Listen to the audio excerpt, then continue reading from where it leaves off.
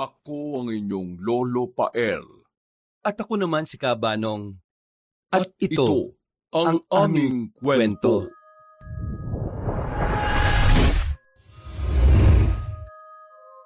Mainit ang sikat ng araw pero malinis at malamig ang ihip ng hangin sa kabaan ng terminal ng bus sa Maynila.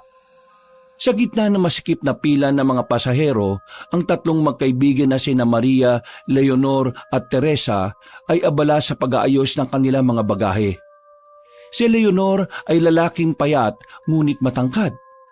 May maamong mukha na tila laging nakamasid sa paligid. Mapapansin agad sa kanya ang pagkaingat sa kilos at pananalita.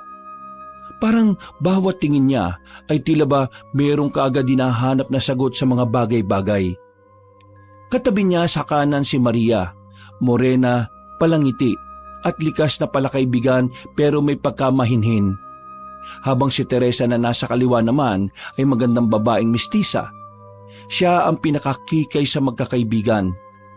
May kaya siya sa buhay pero hindi maarte. Ito ang dahilan kaya mas marami pang humahanga sa kanyang kalalakihan.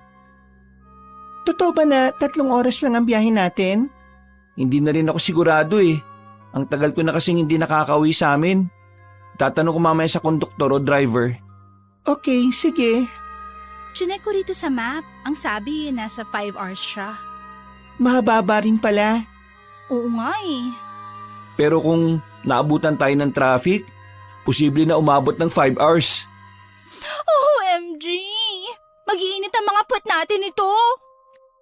Nagtawanan ng dalawang dalaga habang si Leonor ay nananahimik lang sa isang gilid. Nakatitig kasi siya sa karatula ng bus na maghatid sa kanila papuntang sitio na Huyad. Isang baryo na nakapaloob sa kabundukan ng probinsya ng Bianta. Doon nakatira ang mga magulang niyang 7 taon ng patay. At tanging ang tiya Nora na lang niya ang nandun na matagal na rin niyang hindi nakikita. Maya-maya pa, pag-upo nila sa bandang gitna ng bus, ay napansin nilang may isang lalaki sa likuran na agad umagaw ng pansin ng dalawang dalaga. Matangkad yun, malapad ang magkabilang balikat at may buhok na mahaba ngunit maayos ang bagsak sa magkabilang pisngi. Moreno siya ngunit may maputing kuti sa ilalim ng balat. Tanda ng pagiging dugong banyaga. Nakaitim ang gwapong lalaki na naka-leather jacket kahit mainit at nakasalamin na dark tint kahit nasa loob ng bus. Tumabi ang matipunong lalaki sa isang bakanting upuan sa likod nila. Tahimik lang yon ngunit nang minsan lumingon si Teresa para sumilip sa bintana, ay nagtagpo ang kanilang mga mata at ngumiti ang lalaki.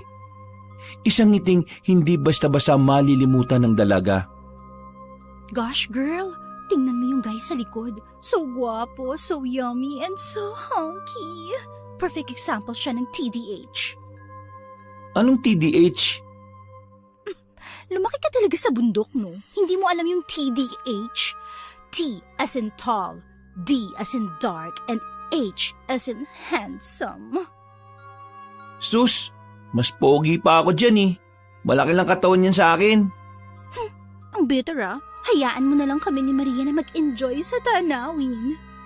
Hindi talaga siya tanawin. Hayaan mo na. Basta kapag mga pogi, magagandang tanawin na yun para sa amin ni Maria, di ba girl, ha?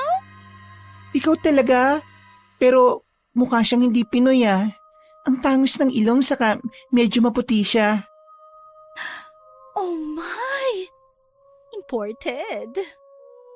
Napailing na lang si Leonor sa inasta ng dalawang dalaga. Pagkalaon ay bahagya siyang napakunot ng noo dahil may malamig na dampi ng hangin na dumaan sa batok niya. Doon niya rin napansin na nakatitig na pala sa kanila ang nasabing lalaki. Nakaramdam siya ng kakaibang aura na hindi mawari pero ipinagsawalang bahala na lang niya ito. Kung makatitig naman ito, kala mo kung sinong pogi. Ginamit na niya ang neck pillow at saka pumikit dahil nagsabi na rin ang konduktor na ilang minuto na lang ay aalis na sila. Maya-maya pa, habang umuusot ang biyahe, ay naging maingay sa likuran sina Maria at Teresa. Tila naalimpungatan sa kanila si Leonor. Paglingon niya ay naabutan niya ang dalawang kaibigan na nakikipag-usap na sa lalaki na kalaunan ay nagpakilala bilang si John Witt.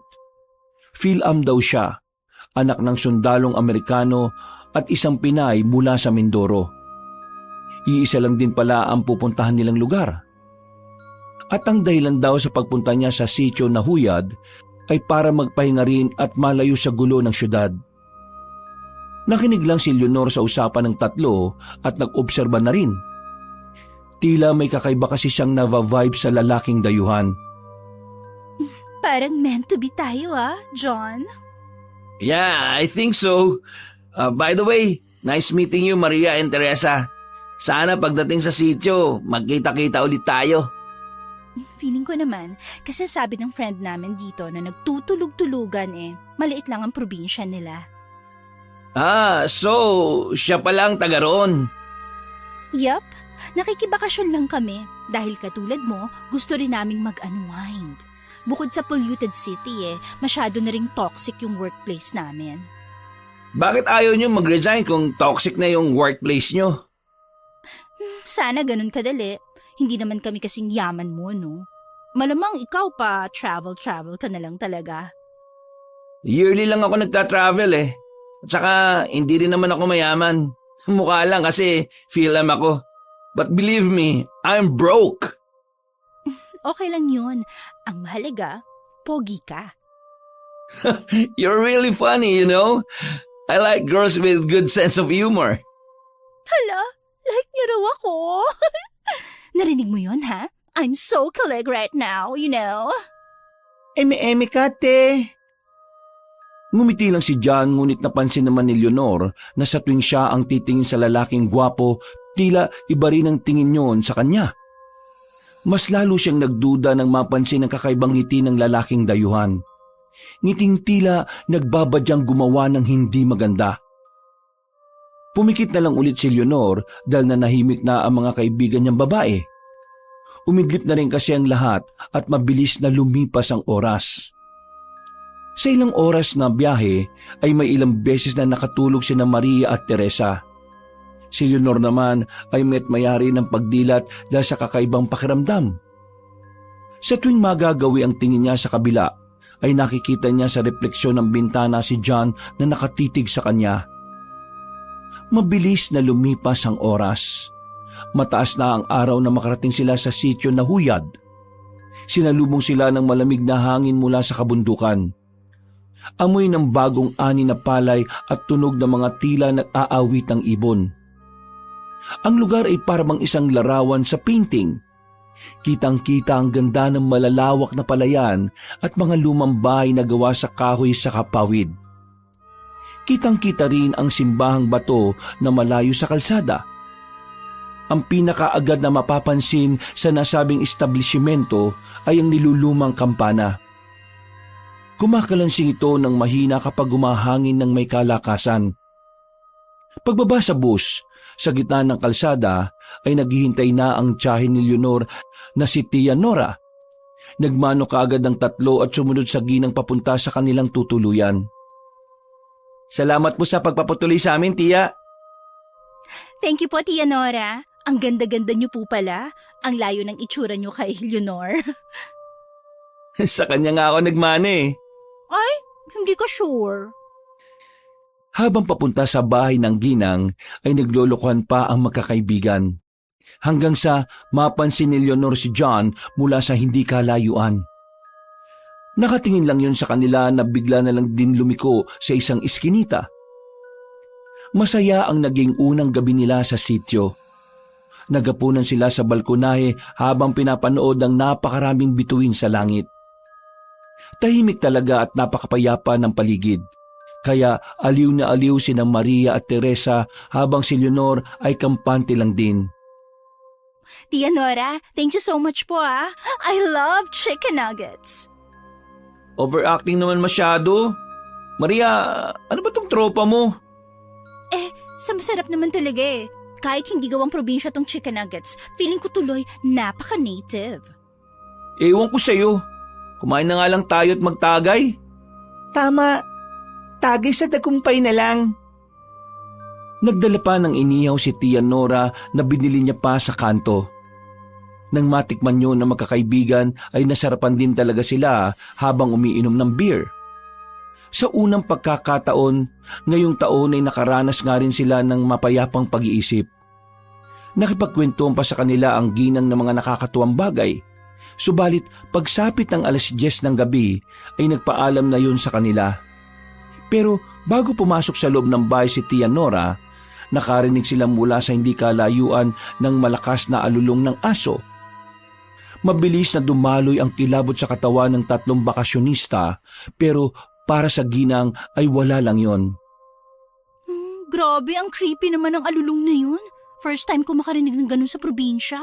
At promise, so freaking creepy talaga siya. As in. Oo nga po, Tia. Parang nakakatakot yung alulong na yun eh. Pumasok na kaya tayo sa loob. Nakakatakot yung alulong eh. Nanunod sa mga buto-buto ko.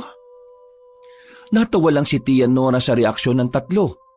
Pagkalawan ay ipinaliwanag niya ang tungkol sa alulong ng aso na narinig nila kani-kanila lang.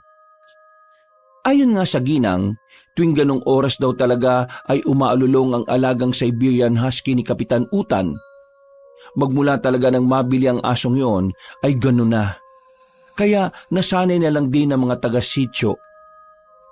Nang kumalma na ang 3 ay pumasok na ang ginang, kaya nagpatuloy na sila sa kasiyahan. Habang lumalalim ang gabi, ay mas lalo ring lumalalim ang usapan nila na napunta na sa kung saan-saan. Dahil sa nakakarami na ng inumin, kaya nagpaalam muna si Leonor na iihi. Tinungo niya ang pinakadulo ng bakuran kung saan naroon ang banyo na nakahiwalay sa bahay.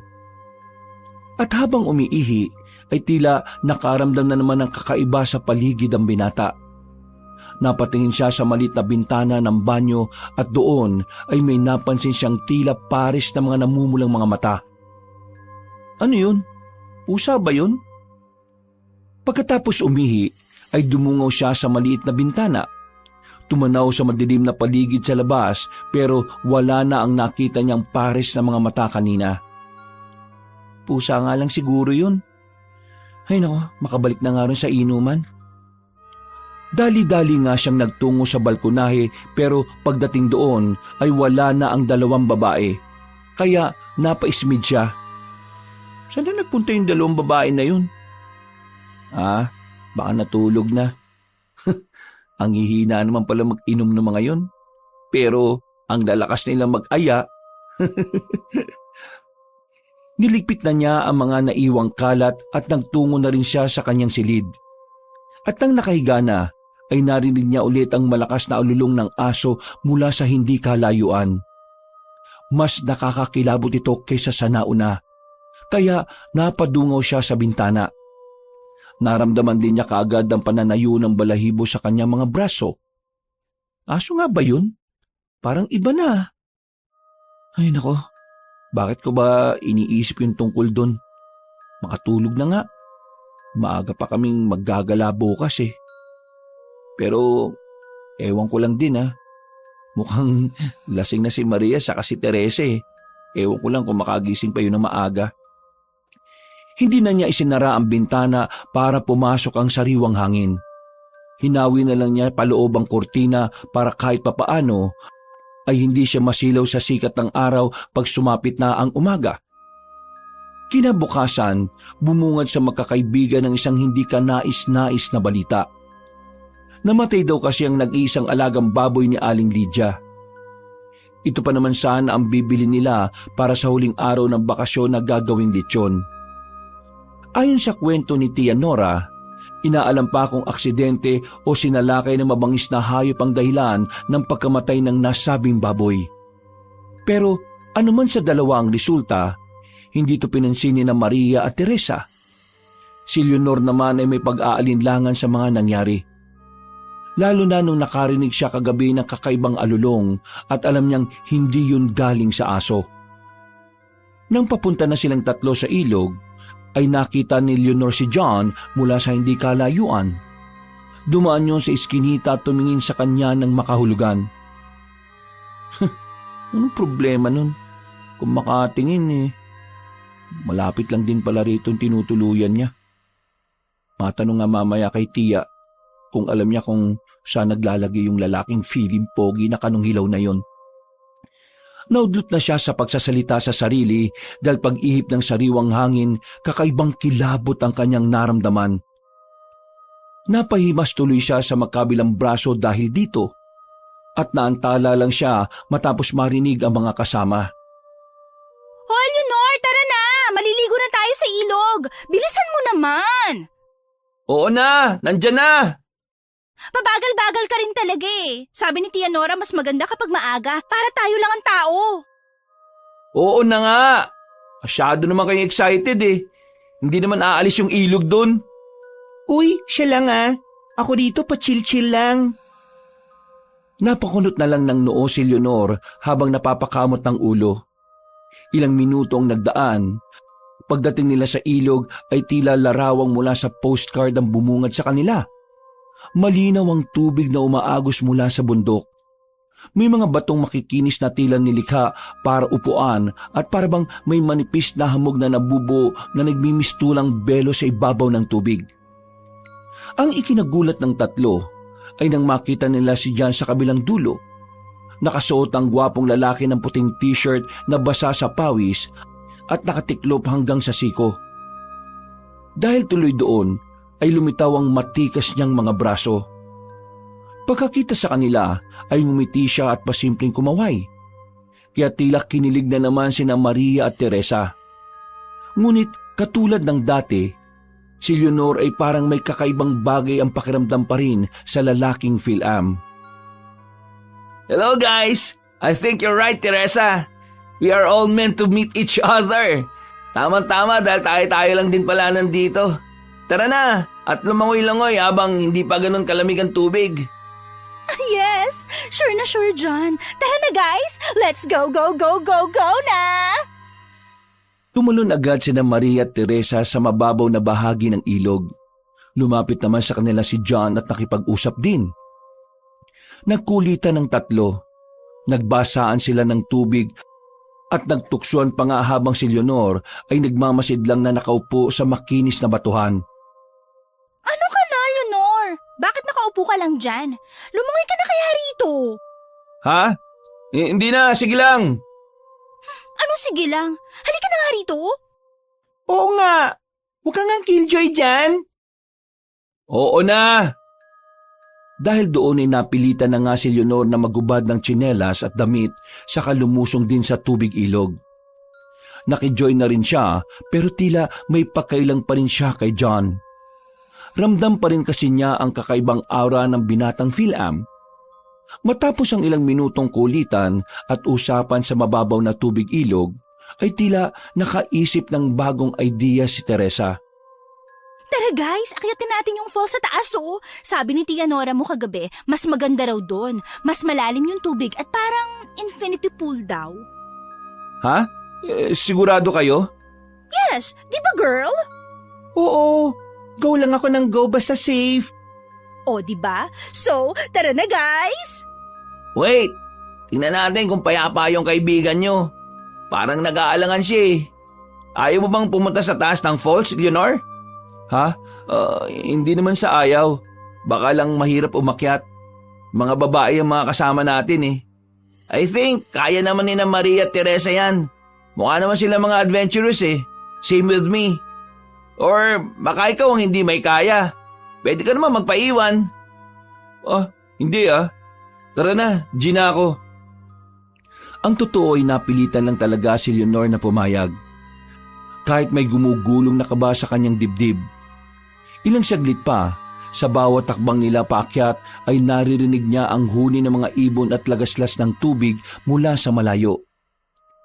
Dahil dito ay pansamantalang nawawala ang kakaiba niyang pakiramdam na hindi maganda. Pasulput-sulput ito na parang kabote. Habang patuloy nilang tinatahak ang makipot na daan pataas, napansin ni Leonor na unti-unti na siyang naiiwan. Dahil doon ay nagmadali siya pero kamuntikan na siyang madulas at dumaus-us pababa. Mabuti na lang ay nakahawak siya sa isang matibay na sanga kaya napigil ang aksidente. Nang maiayos ang sarili Nang siya ay mapatingin sa unahan, sa kanya lang napansin na wala na pala sila Maria, Teresa at John. Anak ng titing naman oh. Masyado naman nagmamadali yung mga yun.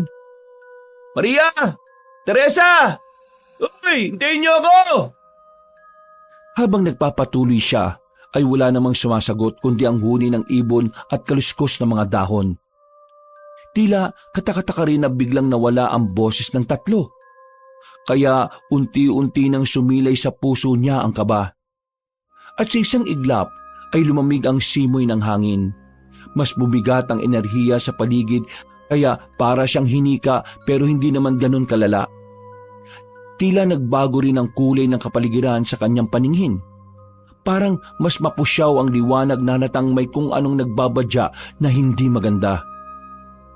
Kapag ganito pa naman ang pakiramdam ni Leonor, ay sigurado na siyang may kakaibang nangyayari. Hindi niya rin maintindihan sa sarili.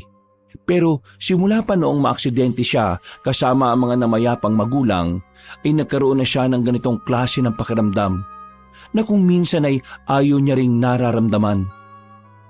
Maraming beses na rin kasi na nangyari ito at maraming beses din itong nakasaksi ng iba't ibang uri ng aksidente.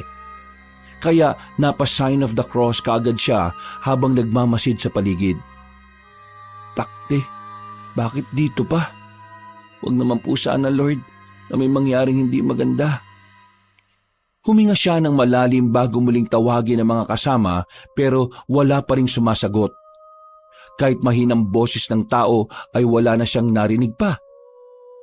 Maria! Teresa! Huwag kayong mangpaprangka! Hindi ako natutuwa! Uuwi na ako, iwan ko kayo! Natigilan na siya dahil mula sa gilid ng mga punong kahoy ay may sumulpot na anino. Lumabas ito ng dahan-dahan hanggang sa tumambad sa kanya ang isang nilalang. Nakamaskara ito na gawa sa kung anong bagay na parang pinaghalong kahoy at balat ng hayop. Ngunit kitang-kita sa ilalim ng maskara ang panlilisik ng mga mata ng nilalang. Batangkad ito na pula na tila lumalagablab. Ang bibig ay nakanganga at sa pagitan ng maskara ay lumantad ang matatalim na mga ngipin na basang-basa ng laway. Ha? Sino ka? Hindi sumagot ang nilalang na hubutubad na tumitig lang ito sa kanya, habang ang mga kalamnan sa braso, dibdib, tiyan at hita ay tila mga nagngangalit. Parang anumang oras ay handa siyang atakihin ng walang kalaban-laban. Napatras na si Leonor nang marinig ang mahinang paggaralgal ng ungol ng nilalang. Doon niya mas nakumpirma na kahit mukha itong taong nakamaskara ay hindi talaga ito ordinaryong nilalang. At maya-maya pa, sa halip na kuko ng tao, ay matatalas na para mga itak ang tumutubo sa dulo ng mga daliri nito. Nakita niya rin sa kanang dibdib ang kakaibang marka o simbolo. Parang kagat ng maraming hayop na matagal nang naghilom. Huwag kang lalapit! Maria! Teresa! John! Nasaan na ba kayo? Hindi nakinig ang nasabing nilalang. Bagkus ay dahan-dahan pa itong lumapit. Ramdam ni Leonor ang bigat ng bawat takbang nito sa lupa at ang hangin ay tila naging mas malamig. Parang nahipnotismo siya. Hindi na siya makakilos habang ang nakakatakot na nilalang ay inaabot ang mukha niya gamit ang matalim na kuko. At bago pa tuluyang dumapo ang kuko noon sa kanyang pisngi, ay narinig niya mula sa malayo ang boses ni na Maria at Teresa. Ang dalaga ay parehong sinisigaw ang kanyang pangalan. Leonor! Leonor! Leonor, huy, ano ka ba? Nasaan ka na ba? Kanina pa kami naghihintay dito, oh. Nahulog ka na ba at dumausdos pa baba? Dahil doon, ay parehong napalingon sina Leonor at ang misteryosong nilalang sa kinaroroonan ng boses ng mga babae. At sa isang iglap, pagbalik ng tingin ng binata, ay umatras na ang malahalimaw na nilalang at parang usok na nilamon ito ng hangin. Naglaw ito sa harap niya na parang bula. Naiwan siyang humihingal, nanlalamig sa pawis at nanginginig ang mga kamay. Eksakto naman na dumating na sina Maria at Teresa at inabutan siyang tila tulala. Oh, nandyan ka lang pala. Ano nangyari sa'yo? Bakit ka nakatulala dyan? Huy, ayos ka lang? Oo. Ayos lang ako. Nasaan si Jan? Nagpaiwan na nga lang tuloy si John dun sa taas eh. Hindi na rin namin inaya kasi nakakahiya. Nandito ako! Sumunod ako sa inyo, gals! So, tara na ba? Kailangan ba kitang buhatin, Leonor? Napaismid na lang si Leonor, pero sa kabilang banda ng kanyang isip ay tila nakikita niya sa katauhan ni John ang nakakatakot na nilalang na nakaengkwentro niya kani-kanila lang. Nang makarating na sila sa itaas, ay nag-swimming na nga sila roon. In-enjoy na lang din ni Leonor ang magandang tanawin. Kahit ang totoo ay panay-panay pa rin ang tingin niya sa paligid. Para kasing pakiwari niya ay palagi na lang nagmamasid ang malahalimaw na nilalang na nakaharap niya kanina lang. Dahil sa pagpunta nilang yon sa ilog ay mas lalong nakilala ni na Maria at Teresa si John. Marami-rami rin silang nalaman patungkol sa PhilAm. Pero duda pa rin si Leonor sa katauhang ipinapakita nun. Sigurado siya sa sarili na may itinatago si John na isang madilim na sikreto. Lumipas ang 2 araw na tila walang kakaiba. Hanggang isang umaga ay may dumating na naman na masamang balita. Nagulat sila nang nabalitaan mula kay Tia Nora na namatay ang Siberian Husky ni Kapitan Utan. Natagpuan itong wala ng buhay at tuyot na tuyot ang katawan. Ayon sa nagsuri ay sinaid daw ang buong dugo. Kaya galit na galit ang kapitan ng sityo na Huyad. Walang kahit anong galos ang aso kundi ang 2 manipis at katuldok na buta sa leeg. Nagbigay nga siya ng pabuya sa kung sino man na makakapagturo sa gumawa ng ganito sa pinakamamahal niyang alaga. Dahil din tuloy doon ay nagkaroon ng mas matinding curfew sa gabi.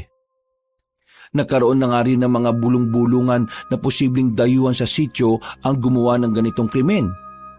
Kaya pinayuhan ni Tia Nora ang magkakaibigan dahil isa rin sila sa dayuhan sa lugar. Kinagabihan, nakatambay ulit ang magkakaibigan sa balkonahe at nag-iinuman. Sa pagkakataong ito ay kasama nila si John na naimbitahan ng 2 dalaga. Labag man ito sa kalooban ni Leonor, pinayagan na lang din niya ito. Habang nagiinuman ay marami silang napag-usapan hanggang sa mauwi na nga ang talakayan sa Siberian Husky ni Kapitan Utan. Grabe yung nangyaring sa aso ni Kapitan dito, no? Sa tingin nyo guys, sino nga kaya ang gumawa nun? Sa tingin ko, isang masamang tao na hayok sa dugo. Kasi 'di ba ang sabi dugo lang daw ang kinuha? Parang feeling ko, yung ginawa ron sa aso, yung parang katulad ng ginagawa sa inimbalsa, yung sinisip-sip ang dugo, parang something like that. Paano naman gagawin nyo ng killer na hindi siya nakikita ng mga tao rito sa sityo? Di ko alam. Hindi naman ako yung killer. Pero sa totoo lang, nakakatakot talaga yung nangyari sa aso ni Kapitan Utan. Biruin nyo, kung sa tao gawin yun, siguradong mas nakakatakot ng sobra, diba? Sana nga mahuli na talaga kung sino man yung gumawa nito sa kawawang hayop.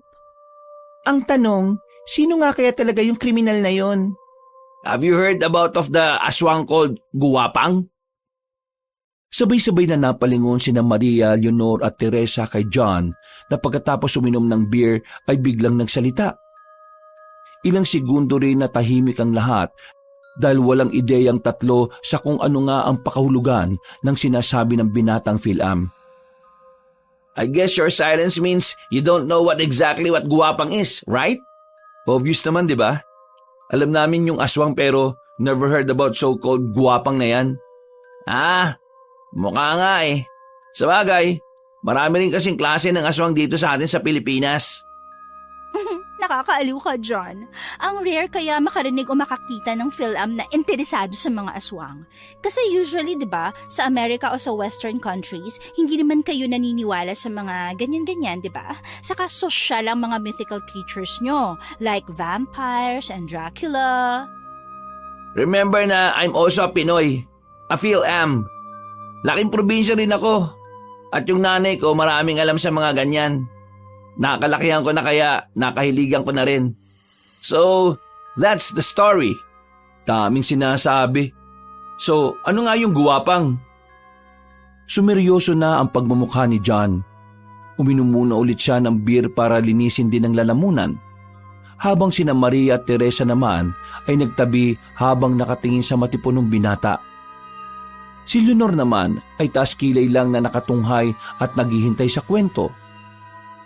According sa nanay Eve ko, ang mga guwapang daw ay mayahalin tulad sa mga vampira. Pero isang uri raw sila ng makalumang aswang na pinaniniwalaang merong lahing diwata. Kaya magaganda ang anyo nila. Parang katulad mo. Sige, sabihin na nating oo. Ang mga guwapang ay minsan lang kumain ng sariwang dugo sa isang taon. At dugo lang talaga ang hinihigop nila. Pero may pagkakataon din naman na kumakain din sila ng sariwang karne. Pero hayop lang talaga ang kinakain nila. Birang-bira sa isang guwapang ang mambiktima ng tao. Kaya there's a possibility na guwapang ang pumatay doon sa aso ng kapitan dito sa sitio. Ang choosy naman pala nila. Pero bakit hindi sila nambibiktima ng mga tao? May aswang pala na ganun? May ilan din namang mga aswang na hayop lang talaga ang kinakain.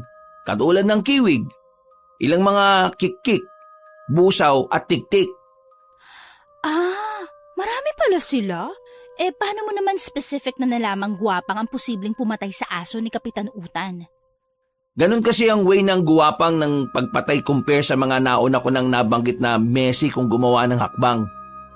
Wow ka talaga!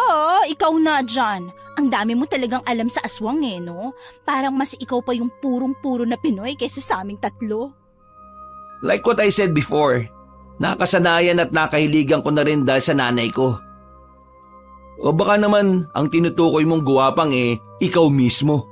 Kaya rin siguro marami kang alam tungkol sa aswang na yun Biruin mo yun Nangyari ang lahat ng ito simula nang dumating ka rito. Umamin ka na habang maaga pa, John.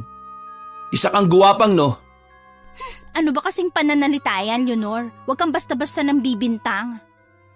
May basehan din naman ang mga sinasabi ko, Teresa.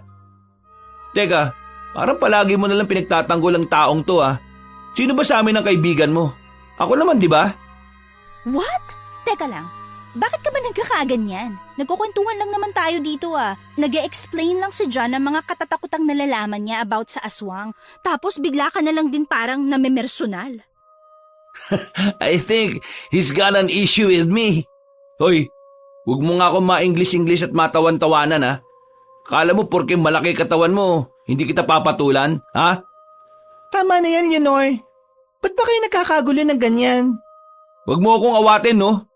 Yang bago niyong kaibigan na kanong hilaw ang pagsabihan niyo. Mag-enjoy na lang tayo kaysa magtalo kayo. Wala naman din na dapat pagtalunan Nagkukwentuhan lang tayo tungkol sa mga kababalagan sa probinsya.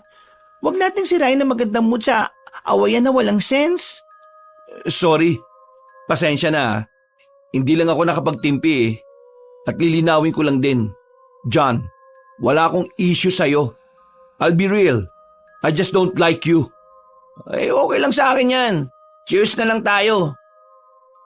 Kinuha nila sa lamisita ang mga bote ng beer at nag-cheers na nga silang apat. Saka sabay-sabay na uminom. Pagkadakay bigla na namang may umalulong na aso mula sa hindi kalayuan. Dahil doon ay nangilabot na naman tuloy ang dalawang dalaga, habang ang dalawang binata naman ay tumingin lang sa pinanggagalingan ng nakakatakot na alulong. Well, I guess that's my cue. Time for me to head out, guys. Ay, aalis ka na? Sayang naman. Anong oras na rin kasi? Kita-kits na lang ulit kung sakasakali. Mag-ingat ka sa pag-uwi Baka mamaya harangin ka ng guwapang. Good luck sa guwapang na yon. So paano guys? Thanks uli sa pag-imbita. Especially sa iyo, Leonor. Looking forward to us being okay soon. Okay, bro? Ewan ko lang kung mangyayari yan. Pero tingnan natin. Soon. Pagkatapos nila magkamay, ay umalis na nga ang lalaking Phil-Am. Naiwan lang ang tatlong magkakaibigan sa balkonahe habang pinagmamasdan siya palayo. Nang tumingin si Leonor sa dalawang dalaga, ay nakita niya kung paano tumitig ang mga yon ng masama sa kanya. Napakunot lang siya ng noo habang napapakamot sa ulo. Oo na, ako na mali. Mali ka talaga. Ano bang problema mo ron sa tao? Ang bait-bait kaya niya at ang gwapo pa. Basta, iba vibes ko sa taong yun eh. There's something off about him. Sus, feeling ko nagsiselos ka lang dun sa tao. Ha? Bakit naman ako magsiselo sa kanya? Ikaw lang ang makakasagot niyan. Matutulog na nga rin ako. Next time, ilugar mo rin yung kabaliwan mo maiwan ko na nga kayo dyan. Pagpasok ni Teresa sa loob, ay saka nilingon ni Leonor si Maria na tinutungga ang natitirang beer sa boteng hawak. Nang maubos yun, ay tumayo na nga ang mainhin na dalaga, kaya napakunot na naman ng noo ang binata, habang napapakibit ng balikat. Don't tell me, matutulog ka na rin. Good night, Leonor, the war freak. Wait naman! Naiwan na nga siya mag-isa sa balkonahe. Dahil doon ay tila naiinis niya na lang na niligpit ang mga pinag-inuman nila. Pagkatapos ay pumasok na rin siya kaagad sa loob ng bahay at natulog na rin. Dahil sa tama ng alak ay mabilis na nakatulog si Leonor. Subalit dinalaw siya ng isang nakakatakot na panaginip. Patungkol ito sa napag-usapan nilang guwapang at ang nilalang na nakaengkwentro niyang misteryosong nilalang sa ilog noong nakaraang araw. Ang imahe ng guwapang ay biglang bumalot sa nilalang na yon, kaya mas lalo itong naging mukhang nakakatakot. Nakatayo yun sa gitna ng kadiliman at nananatiling nakahubot-hubad pero nakamaskara, kaya hindi niya pa rin nakikilala ang muka. Ang mga mata nito ay mas mabalasik kesa nung una at naglalaway ng gusto na parang gusto siyang lapain. Inihanda na rin ito ang matutulis at mahahabang mga kuko. Kaya natakot ng husto ang binata. Anong kailangan mo sa akin? Bakit mo ako sinusundan, ha? Sino ko bang alimaw ka? Hindi tumugon ang nakakatakot na nilalang. Humakbang lang ito palapit at sa bawat tiyabag ay tila may naiiwang mabigat na dagungdong sa buong paligid. Sinubukang umatras ni Leonor pero hindi niya naigalaw ang buo niyang katawan. Dahil doon ay mas lalo siyang kinabahan. Naramdaman niya ang mibilis na pagtibok ng kanyang puso. Ang pamamanhid ng kanyang katawan na mabilis na gumapang sa buo niyang pagkatao. Huwag kang lalapit sa akin! Lubayan mo ako! Hindi ka na makakatakas, Leonor! Walang ano-ano, sinunggaban siya ng nakakatakot na nilalang hanggang sa tuluyan siyang lamunin ng kadiliman. Kasunod nito ay napabalikwas ng bangon si Leonor. Pawis na pawis siya. Hinihingal at dinig na dinig niya ang mabilis na tibok ng kanyang puso.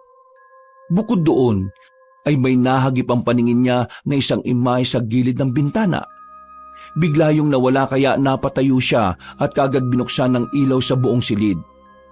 Kabado rin siyang sumilip sa bintana pero wala siyang nakitang kahit na sino sa kadiliman ng gabi.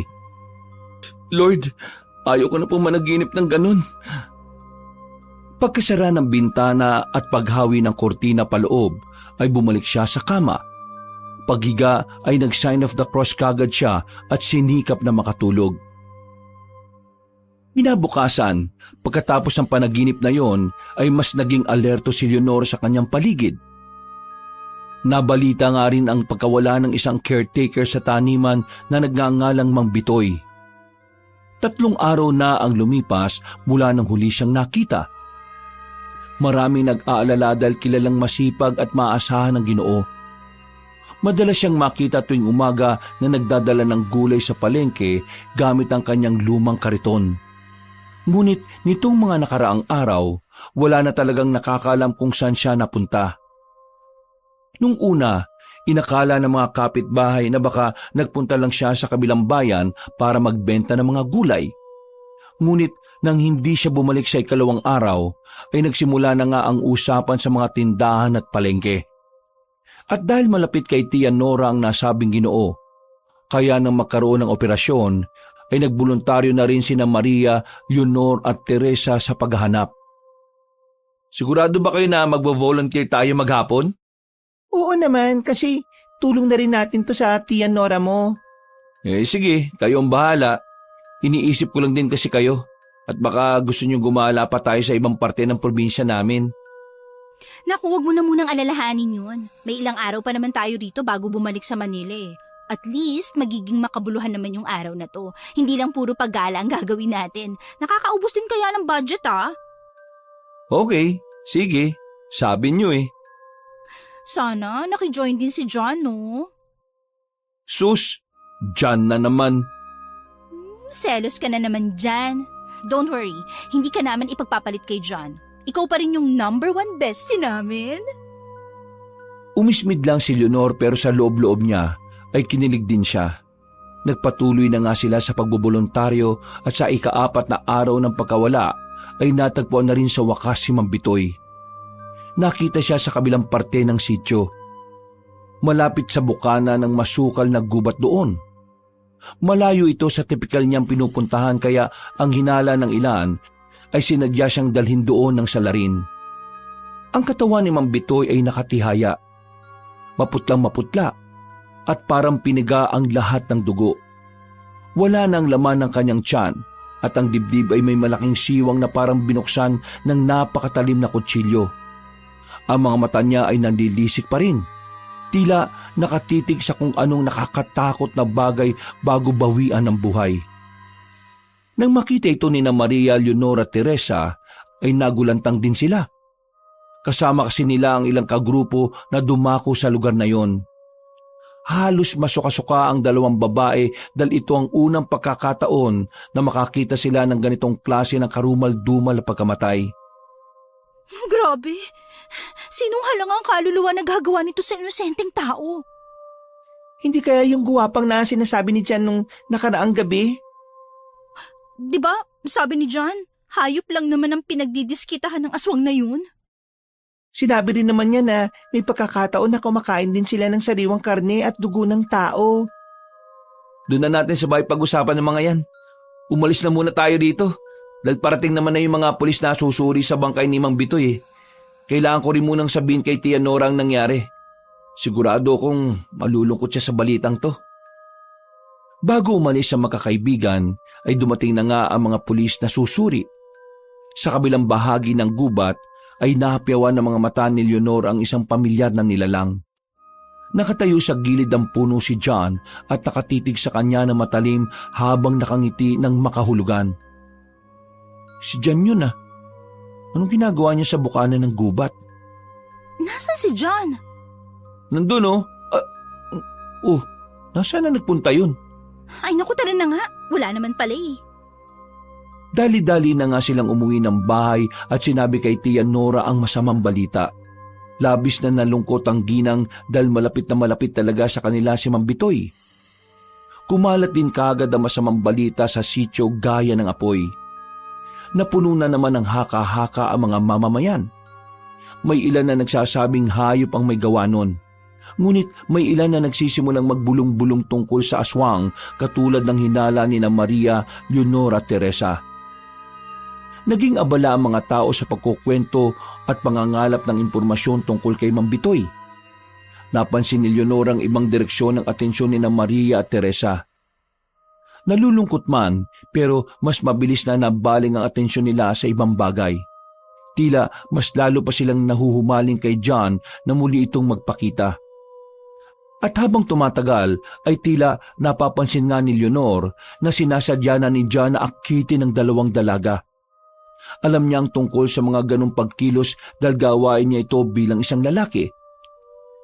Eksakto na huling araw na nila sa sityo na magkaroon ng aberya. Dahil dito ay napagdesisyonan na magkakaibigan na magtagal pa ng ilang araw sa lugar na yon. Naaawa rin kasi si Leonor sa tiyahin dahil kitang-kita niya ang kalungkutan nun.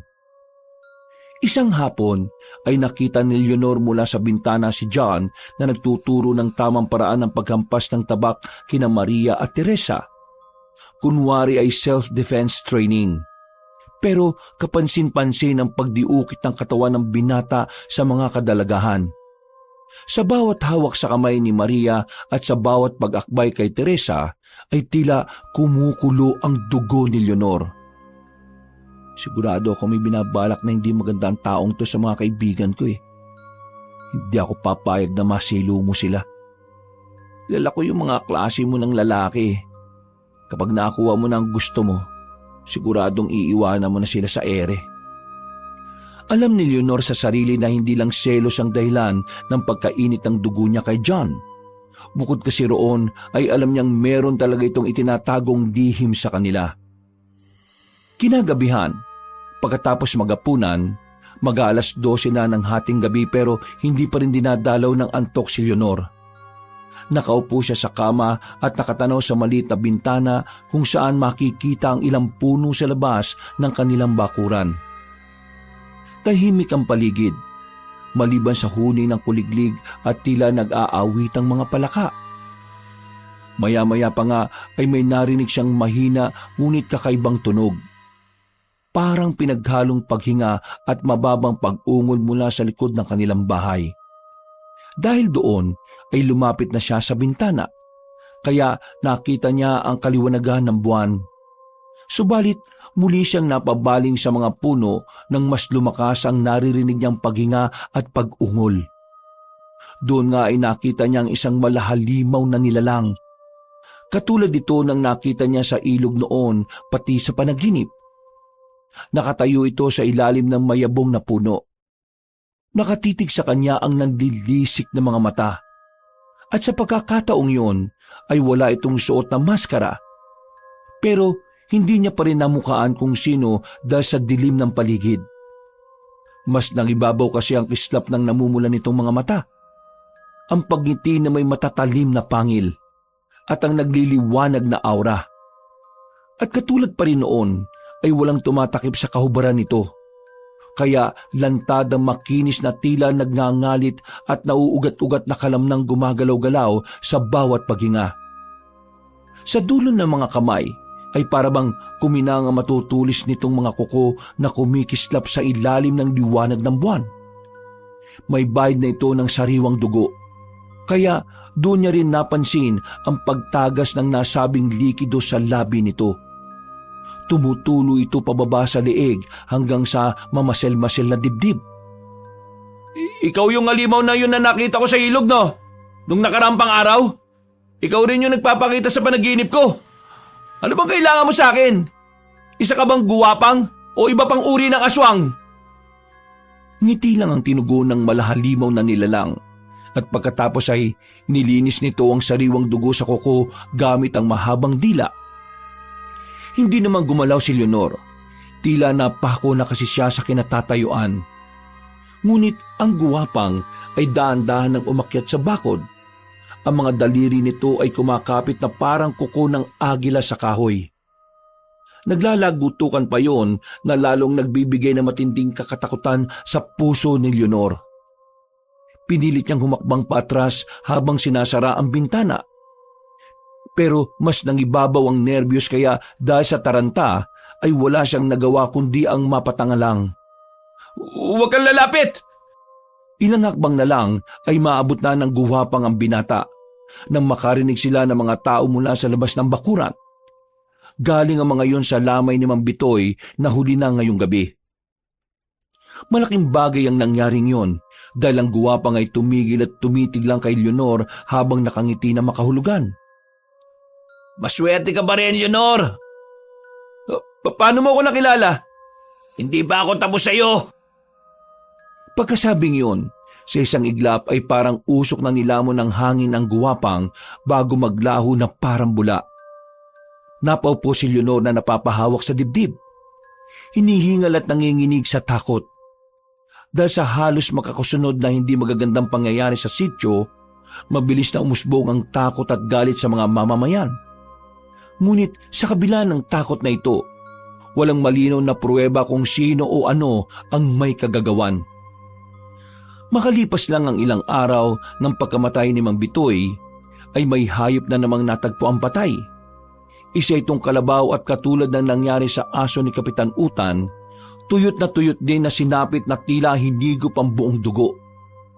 Nagsimulang magduda ang mga tao na baka may dumayong halimaw o kriminal sa kanilang lugar. Isang hapon, malapit nang lumubog ang araw, nagtungo si Leonor sa bakery para bumili ng merienda. Nakita niyang nagtitipon ng ilang kalalakihan sa harap ng bahay ni Kapitan Utan. Pasimple siyang nakinig habang hinihintay ang binili niyang tinapay. Mga kababaryo, hindi na pwede to. Halos ilang beses nang may nadidisgrasya. Hindi natin kilala kung sino ang gumagawa. Pero may mga napapansin ako mga dayuhan sa sityo. Nanlaki ang mga mata ni Leonor nang marinig ang tungkol doon, lalo na nang mabanggit ni Mang Lando ang tungkol sa kanyang tiya Nora. Nabanggit nga rin sa usapan si John at ang kaibigan niyang sina Maria at Leonora. Umugong nga ang tungkol sa aswang na kinumpirma nila na isang aswang. Malabong yung film na si John ang gumagawa nito. Nakita naman natin kung gaano siya kamatulungin sa mga taga-sityo at mabait. Saka, imposible na magkaroon ng foreigner na aswang. Anong ibig sabihin ni Kapitan Utan? Pinagbibintangan niya ba si Maria at Teresa na mga aswang? Naku po, mahirap tong ganito. Dapat umalis na kami dito sa lalong madaling panahon. Aalis na sana siya, pero narinig niya pang nagsalita si Lando patungkol nga sa mga aswang. Dinig na dinig niya kung paano madawit ang pangalan ng kanyang tiyahin sa sinasabing aswang. Naku po, malaking gulo. Nadamay pa si Tia na walang kamalay-malay. Yung mga dumating na kababaihang dayuhan na nakikituloy sa bahay ni Nora, malaki ang posibilidad na may kinalaman sila rito. Yun nga lang hindi natin sila pwedeng basa-basa pagbintangan. Pero kung may sapat na ebidensya, kailangan natin kumilos. Umalis kagad si Leonor pero hindi niya ipinaalam kay Tia Nora ang tungkol sa usaping ito. Inilihim niya rin muna ito sa mga kaibigang si Maria at Teresa dahil alam niyang matatakot ang dalawang dalaga. Sa loob ng bahay ni Tia Nora, nag-usap sina Maria, Teresa at Leonor habang si John ay abala sa pag-aayos ng bakuran. Nagtaka si Leonor nang makita na naman niya ang lalaking Phil-Am. Oh, bakit nandito ka na naman? Palubog na yung araw oh. Bakit masyado kang dry sa akin? Bro? Nakiusap lang sa akin si Tia Nora mo na kung kaya kong remedyohan tong nasirang bakod. Pag ka magalala, tapos na naman to kaya aalis na rin ako. Kaya ko namang ayusin yan kaya iwan mo na lang yan. Okay. Eto na nga, aalis na ako. Pero babalik ako.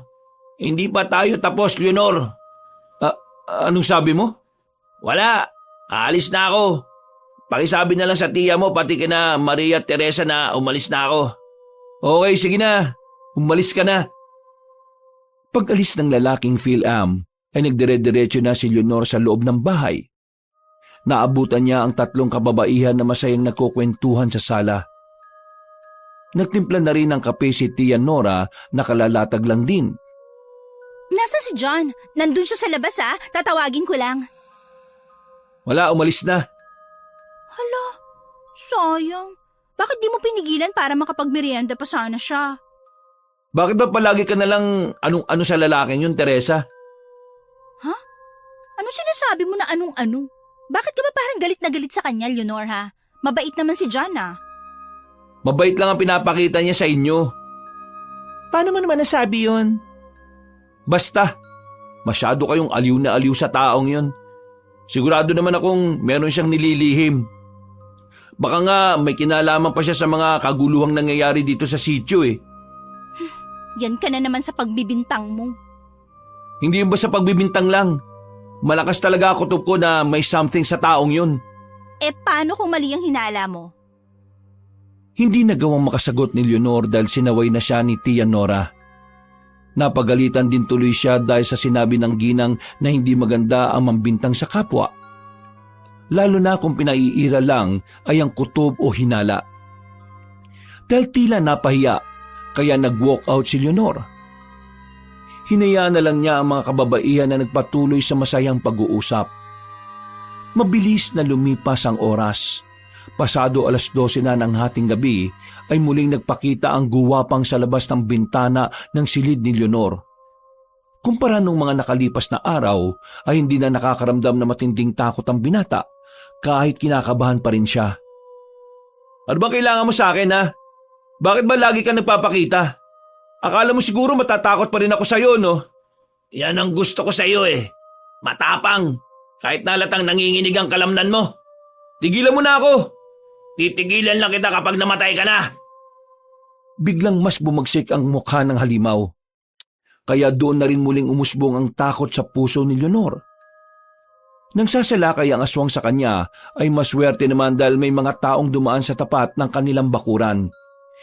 Ito ay ang mga taong nagro-ronda dahil sa mga nangyayari. Sa isang iglap ay bigla na lang nawala ang guwapang. Kaya nakahinga ng maluwag si Leonor. Pero laking gulat niya dahil nakita niya sa likod ng bahay si Maria at Teresa na tila naalimpungatan. Dali-dali siyang nagpunta roon at kinausap ang dalawa. Anong ginagawa niyo rito? Hindi ko rin alam. Naalimpungatan kami dahil sa ingay tapos sinama ko na lang to si Maria. Totoo ba yun, ha? Oo, tara na nga, Teresa, dahil inaantok pa talaga ako eh.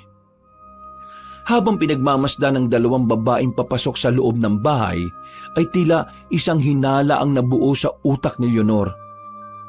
Hindi kaya silang dalawa yung guwapang?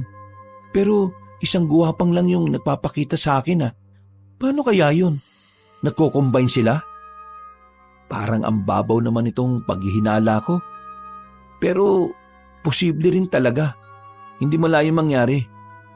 At kung totoo ang hinala ko, madadamay nga si Tia Nora sa gulo. Dapat ipaalam ko kagad to kay Kapitan Utan habang may oras pa. Halos hindi nakatulog ang binata dahil sa mga iniisip niyang yon. Pasado mag-aalas 4 na madaling araw siya nakatulog. At pagsikat ng araw, nawala na nga sa isip niya ang tungkol sa mga hinala pero nakita na naman niyang makakasama sina Maria, Teresa at John. Masayang-masaya sila sa labas ng bakuran. Habang kausap si Tia Nora na aliw din. Nakaramdam na matinding selo si Leonor at muli niyang naalalang tungkol sa hinala niya kagabi. Dahil dito ay tila hindi na siya nakapagdesisyon na maayos. Pinairal niya ang hindi magandang emosyon. Inutusan siya ni Tia Nora na bumili sa bakery at nang mapadaan sa bahay ni Kapitan Utan ay naglakas loob siyang kausapin ng Ginoo.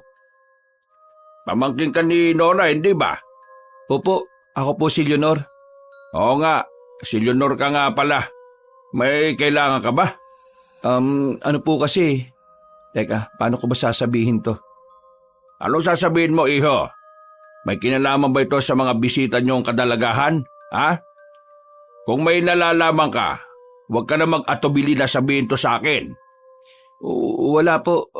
Pasensya na po sa istorbo, Kap. Sige po, alis na po ako. Katulad ng sinabi ko kanina, kung may nalalaman ka, sabi mo na kagad bago pa mahuli ang lahat. Nakataya dito ang kapakanan ng mga taga-sityo. At kung ayaw mong madamay kayo ni Tia Nora mo, sabi mo na kung anong nalalaman mo. Ano po kasi, yung mga kaibigan kong babae, sila Maria at Teresa, mukhang may kinalaman sila sa mga kaguluhan dito sa atin sa sityo, nitong mga nakalipas. Sigurado ka ba dyan, Leonor? Hindi po ako sigurado. Hindi na bale. Ang mahalaga ay nanggaling na mismo sa bibig mo. Wala nang dapat aksayin pang oras dahil baka pati kayo ng Tia Nora mo mapahamak pa. Salamat at sinabi mo rin to kagad habang hindi pa nahuhuli ang lahat. Ano pong gagawin niyo sa kanila? Huwag mo nang alalahanin pa yon. Basta sundin mo lang itong mga sasabihin ko sa'yo para hindi kayo mapahamak ng Tia Nora mo. Umuwi ka na at magkunwaring walang nalalaman sa mga gagawin namin mamaya. Opo, sige po. Pagkalis ni Kapitan Utan ay sinubukan pa siyang habulin ni Leonor para bawiin ang mga sinabi. Pero huli na. Alam niyang hindi na makikinig ang Ginoo, kaya napatapik na lang siya sa noo habang punong-puno ng pagsisisi. Ano tong nagawa ko? Napakababaw ko namang tao para isumbong ng ganun sina Maria at Teresa. Anong gagawin ko ngayon? Sa pag-uwi niya sa bahay ay hindi na siya mapakali. Nagkulong na lang siya sa kwarto dahil sa sobrang pagsisisi sa mga nangyayari. Ilang saglit pa, mga bandang hapon, ay napasilip siya sa bintana. Doon ay nakita niya ulit sina Maria, Teresa, John at Tia Nora na masaya na namang nag-uusap-usap. Dahil doon ay umusbong na naman ang galit niya dahil sa selos. Ang kaninang pagsisisi ay napalitan kaagad ang matinding inis. Nandito na naman yung kulukoy na yan. Dapat pala siya yung sinuplong ko kay Kapitan Utan eh. Pero okay na yun. Dapat lang yung ginawa ko. Natigilan na siya dahil napatingin sa gawin niya ang lahat. Sa inis ay hinawi niya kagad paloob ang kurtina. At nanatili na lang siya sa kanyang kwarto katulad ng bili ni Kapitan Utan. Mabilis na lumipas ang oras. Kinagabihan ay nagulat si Tia Nora sa hindi inaasahang pagdating ng kapitan at ilang opisyal sa kanilang bahay. Habang nakikipag-usap ang ginang sa mga yon, ay nakadungaw lang si Leonora sa bintana at naghihintay ng susunod na hakbang. Maya-maya pa nang makita niyang isa-isa nang pumasok ang mga yon, ay doon na rin siya tila na alarma. Pinipigil kasi sila ni Tia Nora pero dahil mag-isa lang ay walang nagawa ang ginang. Mabilis na nakapasok sa loob ng bahay si Kapitan Utan. Maria, Teresa, lumabas na kayo kung saan man kayo nagtatago. Huwag nyo nang hintayin na galugarin pa namin itong bahay at magkaroon ng gulo. Sinubukan ulit umawat ni Tia Nora pero hindi nagpapigil ang mga kalalakihan. Lumabas na rin ang silid si Leonor at tumingin lang sa mga pangyayari. Habang ang dalawang dalaga ay gulat na gulat din. Anong meron, Kapitan? Kaya nga po, bakit niyo po kami hinahanap? Ang galing nyo rin magpanggap na inosente, no? Lando, mga kasama, sige na, damputin na mga yan. Sa impilan na kayo ng sityo magpaliwanag. Teka lang po, ano bang ginawa namin? Sige lang at magmangmaangan lang kayo. Magagamit yan mamaya sa interogasyon. Pero sinisiguro namin hindi kami magiging mabait sa inyo pagkatapos ng gulong ginawa nyo rito sa sityo namin. Ano pong ibig niyong sabihin? Tama ng pagpapanggap na inosente. Sige na, ilabas na ang dalawang yan. Pilit na inilabas ng mga tanod ang dalawang dalaga. Nagpupumigla si Teresa habang umiiyak si Maria. Pilit na nagpapaliwanag na wala silang kinalaman sa kung anumang ibinibintang sa kanila. Leonor, sabihin mo sa mga to na inosente kami. Bakit nananahimik ka lang dyan, ha, Leonor? Ikaw ang nakakaalam ng totoo na mali ang binibintang nila sa amin. Huwag mo sabihin. Hindi makatingin ng diretso si Leonor sa dalawang dalaga dahil parang nakukonsensya rin siya sa kanyang ginawa. Pag-alis na mga yon ay galit siyang nilapitan ni Tia Nora at pinagsabihan. Nakatikim din siya ng malakas na sampal at masasakit na salita matapos maipagkanulo ang mga kaibigan. Lumabas ang ginang at nagtungo sa bahay ni John para humingi ng tulong. Naiwan namang naguguluhan si Leonor at litong-lito sa mga pangyayari. Ang lumang bahay na ginagamit bilang kulungan sa sityo ay amoy amag at kalawang na. Wala ring kuryente sa loob at tanging lampara lamang ang nagbibigay liwanag na tila mas lalo pang nagpapadilim sa paligid. Nakagapos sa magkahiwalay na pose sina Maria at Teresa. Kapwa pagod, gutom at nanginginig sa takot. Nakaabang si Kapitan Utan sa tapat nila. Hawak ang isang lumang itak. Habang nakapaligid ang tatlong tanod na may dalang yantok at lubid. Ayusin nyo na ang pagsagot, mga babae. Sino ang kasama nyo sa pagpatay kina Mang Bitoy at sa aso ko? Kap, wala kaming kinalaman. Pinaparatangan lang kami. Kung sino man ang nagsabi ng mga to sa inyo, wala siyang sapat na ebidensya laban sa amin. Nagkakamali lang po siya. Kasama nyo na mismo sa bayan nagsabi. Paanong hindi ako maniniwala? Si Leonor po ba? Siya po ba nagsabi sa inyo, di ba? Hindi po totoo mga pinaparatang niya. Kaya parang awa niyo na po. Pakawalan niyo na kami. Hindi kami mga aswang o mamamatay tao katulad ng iniisip niyo. At bakit naman ako maniniwala sa'yo, Aber? Nagsiselo siya, kaya niya nagawa to. Manahimik na kayo! Simula ngayon, ako na lang ang pwedeng magsalita. Magsasalita lang kayo kapag tinatanong ko kayo. Kundi, hahagupitin ko kayo ng mga aswang kayo. Matalim ang tingin ni Kapitan Utan sa dalawang dalaga. Pagkalaon ay tumango siya kay Lando. Lumapit ang nasabing tanod at agad na hinampas ng yantok ang binti ni Teresa. Dahilan para mapasigaw ito ng malakas ang dalaga. Dahil doon ay lalong natakot si Maria at umiyak ng umiyak. Nagmakaawa siya sa kapitan. Tila bingi yun na hindi sila naririnig. Kung ayaw niyong umamin, baka gusto niyong subukan kung gaano katagal niyong makakayanan ng sakit. Napakasama nyo! Wala kaming kasalanan pero pinaparusahan nyo kami ng ganito. Tignan natin kung totoo ang sinasabi niyong wala kayong kasalanan. Ngumiti ang matandang Ginoo. Pagkatapos ay isinunod naman si Maria na hinampas ni Lando ng yantok. At hindi lang sa binti, kundi sa tagiliran din. Ang bawat hampas ay may kasamang insulto mula sa mga tanod na tila may sariling galit sa dalawang dalaga. Hindi nagtagal ay nagsugat at dumugo na ang mga balat nila sa paulit-ulit na paghampas. Iyak nang iyak si Maria sa sakit habang si Teresa naman ay galit na galit sa mga kalalakihan. Lalo na kay Leonor na pinagkanulo sila. Samantala, habang nagaganap ang pagpapahirap sa dalawang dalaga, si Tia Nora naman ay dali-daling nagtungo sa bahay ni John para humingi ng tulong. Desperado siyang lumapit kay John na noon ay nakaupo sa ilalim ng puno at tila walang nalalaman sa mga nangyayari. Nang sabihin niya ang nangyari ay kitang-kita ang galit sa mga mata ng Phil-Am. Hindi na talaga natuto mga tao no? Kaya pagbibigyan ko gusto nila, Aling Nora. Umuwi na po muna kayo at ako nang bahala. Ibabalik ko po sila ng ligtas. Pangako po. Sinunod nga ng ginang ang bilin ng binatang matipuno. Nang nasa bahay na siya ay naabutan niya si Leonor na tila nanlulumo pa rin. Tia, sorry po talaga. Nagawa ko lang yun dahil sa selos ko kay John. Isang malakas na sampal na naman ang iginawad ni Tia Nora sa pisngi ng binata. At sinabi niya rin na mas mabuti pa si John dahil handa itong tumulong para mailigtas sa mga dalaga. Samantalang siya ay ipinagkanulo pa ang mga kaibigan kahit na wala naman talaga silang kasalanan. Dahil doon ay tila natauhan si Leonor. Nagdesisyon siyang magtungo sa impilan para bawiin ang mga sinabi. Samantala, lumalalim na ang gabi pero patuloy pa rin ang pagtatanong at pagpapahirap kina Maria at Teresa. Halos mawala na sila ng malay. Ngunit pinipilit pa rin silang gisingin ng mga tanod gamit ang pagbuhos ng malamig na tubig. Ano? Bakit hindi kayo magpalitan nyo ngayon bilang mga aswang? Ipakita nyo sa amin ang totoong pagkatao at kulay nyo!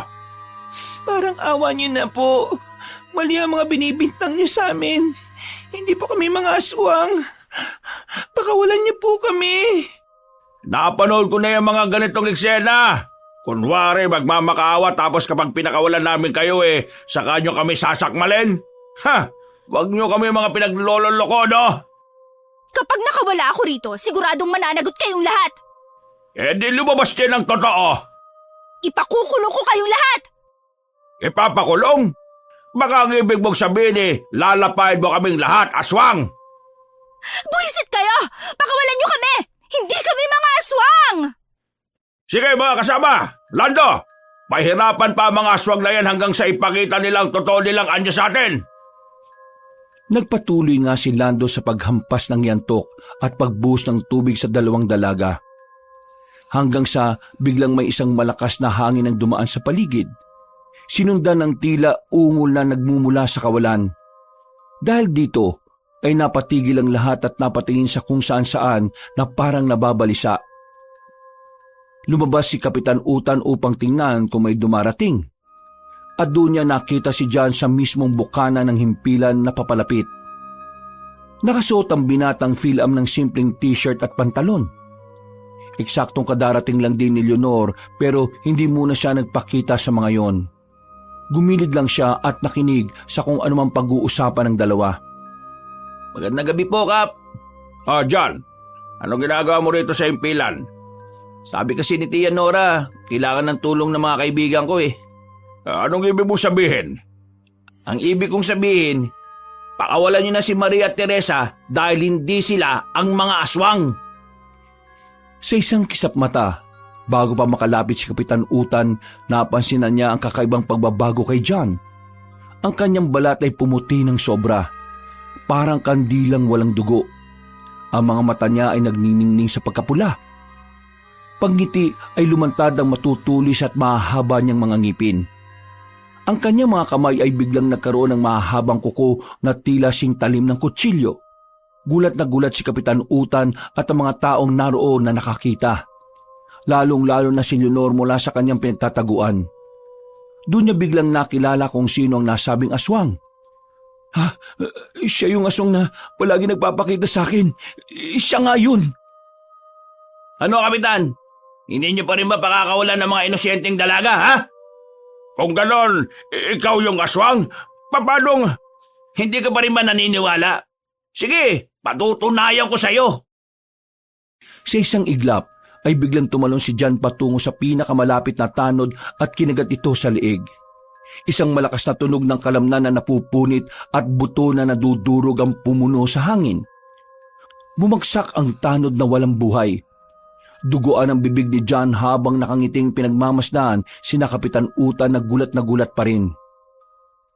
Pakawalan niyo na si Maria Teresa. Sige na! Bago namin gawin yan, uhulihin ka muna namin. At talaga makikipagmatigasan ba kayo sa akin, ha? Mga kasama, magsilabas kayo rito. Nandito ang aswang. Si Jan ang pumatay kay Mang Bitoy at sa aso ko, pati sa iba pang mga hayop dito sa sityo. Tama ka, Kap. Ako nga. At gusto niyong malaman kung bakit ko pinatay si Mang Bitoy? Ang walang hiyang lalaking yun na akala ng lahat na mabait na magsasaka. Pero alam niyo bang ilang buwan na niyang ginagahasa ang sarili niyang apo? Nakita ko mismo, isang gabi, sa likod ng kanyang kubo. Doon ko napagdesisyon ng gawin ang nararapat. Ang tapusin ng kanyang maruming buhay. Anong ibig mo sabihin? Ngayon niyo sasabihin sa akin na karapat-dapat siyang mabuhay? Magsalita kayo mga taong bulag sa katotohanan. Katulad ng ginawa niyo ngayon. Ang mga inosyenteng dalagang sinasaktan niyo ng walang basihan. Pero mismo nga kaibigan ng mga dalagang yun na nagsuplong sa kanila. Dahil doon ay napabaling ang tingin ni John sa pinagkukublihan ni Leonor. Nagulat ang binata na hindi kagad nakakilos. Hindi na siya nakapagtago dahil huli na ang lahat. Dahil sa mali niyong panghuhusga, ay nasasaktan niyo ang mga taong inosyente. Napatras sa mga tao, nagulat at nagbulungan. Si Kapitan Utan ay natigilan at hindi malaman kung matatakot sa halimaw na nasa harapan niya. Pero umandar pa rin ang pagiging kapitan niya. Nag-utos siya sa mga kasama na umatake kahit alam nilang wala silang laban sa isang aswang na guwapang. Napakabilis ni John. Tumalon siya mula sa isang poste patungo sa bubong. At mula roon ay bumagsak sa gitna ng grupo ng mga lalaki. Tinadtad ng kanyang mahahabang kuko ang sino mang malapit. Ang ilan ay tumalsik ang laman loob. Ang iba'y napugutan ng ulo. Ang hangin ay napuno ng amoy ng dugo at sigaw ng takot. Sinamantala ni Leonor ang kaguluhan. Pumasok siya sa loob at hinanap ang kinaroroonan ng mga kaibigan. Pagpasok sa isang silid ay nagimbal siya sa nakita. Si Maria at Teresa ay punong-puno ng galos at pasa sa katawan habang patuloy na pinahihirapan ni Lando. Mang Lando, tama na po yan! Nakakagulo na sa labas! Nandun na po yung totoong aswang na pumatay kay Mang Bitoy! Kinakalaban sila ni Kapitan Utan! Tulungan niyo po sila dun! Dahil doon ay dali-dalingan lumabas si Mang Lando para tumulong. Natigilan naman si Leonor habang pinagmamasdan ng dalawang kaibigan na halatang nahirapan ng husto. Napayak siya at halos hindi makatingin sa mga yun dahil alam niya ang kanyang pagkakasala laban sa dalawang dalaga. Bakit mo ginawa sa amin to, Leonor? Hindi ko sinasadya. Pasensya na. Hindi sinasadya? Nakikita mo ba yung kalagayan namin ngayon dahil sa sinasabi mong hindi sinasadya, ha? Napakawalang hiya mo, Leonor! Nagtiwala kami sa'yo! Alam kong galit ka sa akin ngayon, Teresa. Pero hindi itong tamang oras para dyan. Pakakawalan ko muna kayo. Unti-unti na nga niyang kinalaga ng dalawa. At nang makakawala na, kahit masakit ang mga katawan ay inundayan pa rin siya ng sampal ni Teresa. Hindi porket pinakawalan mo kami rito, mawawala ng galit ko sa'yo. Hindi ko alam kung mapapatawad pa kita. Kahit nahihirapan, ay hindi nagpaalalay ang dalawa sa paglabas sa kwarto. Sinundan lang sila ng tingin ni Leonor at nang nasa labas na silang lahat, ay doon na nga nila nakita ang ilang mga taong nakahandusay sa sahig at duguan. Eksakto na si Mang Lando ay hawak-hawak ng guwapang sa liig na pilit pang kumakawag-kawag. Naamay ko matinding pagpapahirap na ginawa mo kay Maria at Teresa. Kaya paihirapan din kita ng gusto. Mas lalo niyang diniinan ang pagkakahawak sa leeg ng lalaking tanod habang inaangat ito sa ere. Pagkatapos, gamit ang isang kamay, ay hinigit niya ang kaliwang braso ni Mang Lando na may hawak na yantok hanggang sa maputol yun. Tumaga sa masaganang dugo na parang gripo at ang makita yun ni na Maria at Teresa ay napahayaw sila sa takot. Hindi lang doon natapos ang pagpapahirap na ginawa ni John sa tanod. Dahil gamit ang kamay ay tinusok niya ang tiyan nito hanggang sa tumagos sa likuran. Kasunod noon ay piniganan niya ang liig na tumunog pa ang paglagutok ng buto roon. Patay na humandusay ang kaawa-awang tanod habang ang lahat ay hindi makapaniwala sa kanilang nasaksihan. Wala na sana akong intensyon na gawin to Pero pinairal mo pa rin ang pagiging mapagmataas mo, Kapitan Utan. Dahil dyan, ang kabayaran ng kayabangan mo ay ang buhay ng mga nasasakupan mo. Natigilan na si John sapagkat biglang sinunggaban ni Kapitan Utan si Maria at tinutukan sa lieg ng hawak niyang patalim. Hindi na nakalma ang dalaga dahil sa bilis ng pangyayari. Sige, ngayon mo ako subukan, aswang ka! Kapitan, ano pong ginagawa niyo? Inosente po si Maria.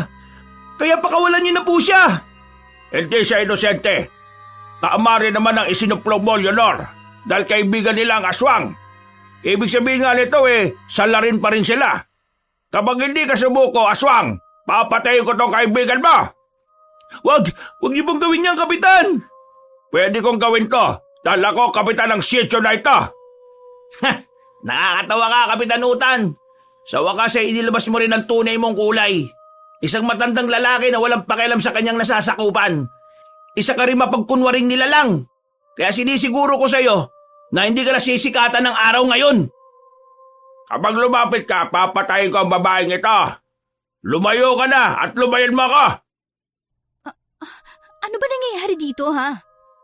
Teresa, magtago ka muna sa ligtas na lugar dahil baka puntirihin ka rin ni Kapitan Utan. Mamaya malalaman mo rin ang totoo. Bakit ako makikinig sa'yo, ha? Matapos mo kaming ipagkanulo at akusahan ng hindi maganda? Isang tabi mo muna yung galit mo sa akin. Makinig ka muna para rin to sa kapakanan nyo ni Maria. Napaismid na lang ang dalaga at nagtago na siya sa ligtas na lugar habang sina Leonor, John ay hinarap si Kapitan Utan at tila hostage si Maria. Habang abala sa pakikipag-usap ang Ginoo, ay sinamantala nga ito ni Leonor. Sumunggab siya mula sa likuran at kinagat ng kamay ng kapitan. Nabitiwan noon ng patalim, kaya dali-daling nakatakas si Maria at kagad tumakbo palayo. Nagtungo siya kung saan nagtago ang kaibigang si Teresa. Pero mabilis na nakabawi si Kapitan Utan. Nakuha niya rin kagad ang patalim at iwinasiwas kay Leonor. Tinamaan ng binata sa magkaparehong kamay kaya siya napaatras. Akala nyo siguro porque may edad na ako makakaya nyo ako? Sinusuwag ko ang kalabaw ng kabataan ko. Kaya kahit aswang ka pa dyan, hindi mo ako basta-basta mapapabagsak. Sige, tingnan natin. Umatras lang sa isang gilid si Leonor at nanood sa gagawin ng dalawa hanggang sa magsimula na nga sila. Isang matinding banggaan ang naganap sa pagitan ni John at ni Kapitan Utan. Mabilis si John, ngunit matibay at sanay sa laban si Kapitan Utan katulad ng sinabi niya. Nang makuha niya ang yantok at bolo, ay ito ang ginamit niya sa pakikipaglaban sa aswang. Ngunit tila walang saysay ang mga yon sa balat ng halimaw. Sa gitna ng laban, tila napapaisip si Leonor kung kanino siya tutulong sa dalawa. Kay Kapitan Utan ba na nanakit sa kanyang mga kaibigan o kay John na kinakainisan at pinagseselosan niyang aswang? Ay, bata! Sa halip na nakatunganga ka dyan, bakit hindi mo ako tulungan na puksain tong aswang? Alalahanin mong marami siyang pinatay na inosenteng hayop. Pati si Mang Bitoy na malapis sa tiyan Nora ba? Daig mo pa ang demonyo kung mangkudyok ng tao, Kapitan Leonor, kunin mo yung bakal at ihagis mo sa akin para matapos na tong laban. Madali ka, dahil kapag nagtagumpay tong aswang, siguradong kukunin niya rin sa iyo ang mga kaibigan mo. Makinig ka sa akin dahil totoo ba sila sabi ko? Dahil doon ay tila napaisip nga si Leonor. muling nanumbalik ang pagkainis niya kay John. Ang mga pagsiselos na tuwing naagawan siya ng atensyon kina Maria at Teresa. Kung tutusin kasi, tila mas malapit pa ang mga kaibigan niya maging si Tia Nora sa binatang aswang. Dahil doon ay dali-dali niyang dinampot ang bakal na may tulis sa dulo at nagsalita ng tingin kina Kapitan Utan at John. Iagis mo na rito! Ano pa hinihintay mo? Oo, galit na galit ako sa iyo, John. Dahil naaagawan mo ako ng atensyon mula sa tiya ko at pati na rin kay Maria at Teresa. Pero hindi na ako gagawa ng isang bagay na pagsisisihan ko. Tinapon niya ang nasabing bakal sa likuran kung saan mas malayo kay Kapitan Utan. Dahil doon ay nagngit-ngit sa galit ang Ginoo, kaya tumakbo siya para kunin yon. Pero sinunggaban na siya ng gwapang. Gamit ang matatalim na kuko, ay tinusok ng binatang aswang ang kapitan sa tagiliran at malakas siyang napahiyaw. Sinunod-sunod na niya ang pag-atake at hindi na hinayaang makapalagpa ang Ginoo. Pagkatapos, gamit pa rin ang matatalim na kuko, ay pinutol niya ang ulo ni Kapitan Utan. Gumulong-gulong ito at tumigil sa tapat ni Leonor na gulat sa nasaksihan. Ilang saglit pa, ay lumapit si John sa kanya at seryosong pagmumukha kaya hindi kaagad siya nakakilos. Huwag kang lalapit sa akin! Diyan ka lang! Hindi ba sinabi ko sa iyo na hindi pa tayo tapos? Anong gagawin mo sa akin? Isusunod na kita sa kanila! Napapikit na lang si Leonor nang iambana ni John ang kanyang matatalim na kuko. Pero mabuti na lang ay lumabas si Maria at Teresa at dali-daling lumapit kahit na nahihirapan. Pakiusap! Wag! Bakit mo ako pinipigilan, Maria? Hindi bang lalaking yan ang dahilan kung bakit kayo nasugatan ng ganyan? Ayoko mang sabihin to dahil galit pa rin ako kay Leonor. Pero hindi ko kayang mawala siya sa amin dahil kaibigan namin siya. Sa kabila na nagawa niyang hindi maganda, mas marami pa rin naman ang magandang bagay na naitulong niya sa amin. Ito lang ang ganti ko! Isang malakas na sampal ang iginawad ni Teresa sa kanang pisngi ni Leonor. Sinundan naman yon ni Maria sa kaliwang pisngi at pagkatapos ay saka sila nagtawanan habang ang binata ay sakit na sakit. Napaismid na lang si John na unti-unti nang bumalik sa pagiging tao at namula pa ang dalawang babae dahil nakita ang kanyang kahubaran. Kinabukasan, mabilis na lumaganap sa buong sitio ang pangyayari. Pero dahil sa walang nakasaksi, kaya nanatiling misteryo ang nangyari sa pagkamatay ni na Kapitan Utan, Lando at ng iba pa. Tanging sina Maria, Leonor, Teresa at John lang ang nakakaalam ng totoo. Lumipas pa ang mga araw. Pagbalik nila sa Maynila, ay naging kaibigan na nga talaga nila si John na ibinahagi sa kanila ang sikreto ng pagiging guwapang. Ayon sa binatang Phil-Am, tuwing taon daw talaga ay nagpupunta siya sa mga probinsya para bigyan ng leksyon ang mga taong gumagawa ng hindi maganda katulad ni Mang Bitoy. Sa kabilang banda, paulit-ulit na inihingi ng tawad ni Leonor ang nagawa niya, na siyang naging dahilan kung bakit nga napagbintangang aswang ang mga kaibigan niya. Wakas,